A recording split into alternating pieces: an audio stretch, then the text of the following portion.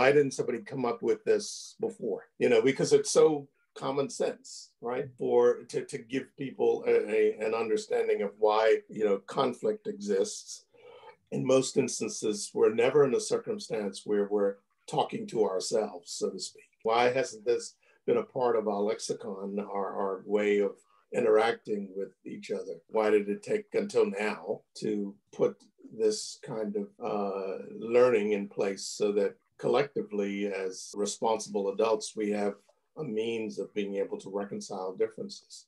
I'd say I wish I knew this 30 years ago. As we start to kind of integrate like our worldview awareness and intelligence into our own being, like we're impacting every conversation that we have.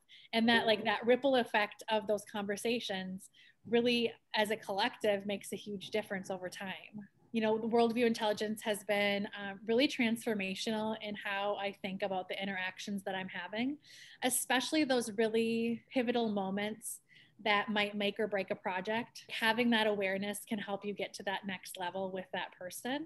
And not as a form of manipulation, but as a form of like honoring that other person and the experiences that they have. Once you can get to a place of working from that lens, it really transforms how you work.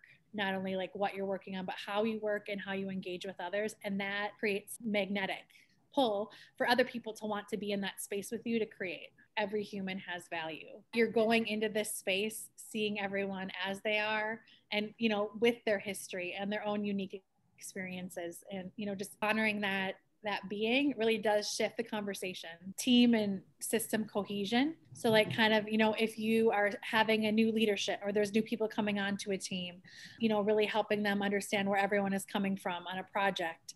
I think it's on every level. It's not just in one circumstance. I think you can apply the concepts to many circumstances and many different workplace scenarios that you're working in. When we think about worldview intelligence, like it's really like that ability to give voice and visibility to that multiple worldviews. And that's how organizations is through giving that voice to the worldviews that are in the system. And I think it's so important that all voices are heard because we're all a part of that, whatever system that we're in. If we're trying to only listen to certain voices, like that's going to hurt the system. And as a workplace, you have to think about it like a system and like how are each piece functioning, every part functioning. You're engaging in shared exploration of what worldview means and like growing your organizational worldview intelligence. It's going to help you in ways that like aren't even seen.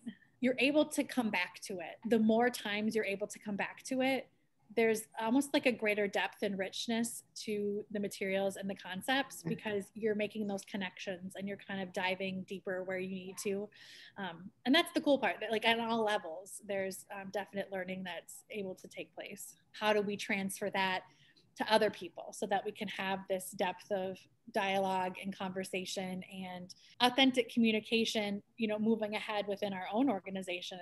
This is a perfect opportunity to go after some patterns, mental patterns that have existed for many years, where a certain function looked at the problem and have done everything they could, but they're not able to look beyond that.